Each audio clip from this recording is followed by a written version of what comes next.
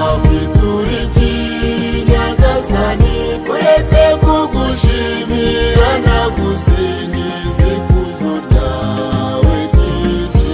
Ibyo ntunze byose Nyagasani ni wowe mbikesha Mucunguzi, kuko wancunguje amaraso yawe Yesu.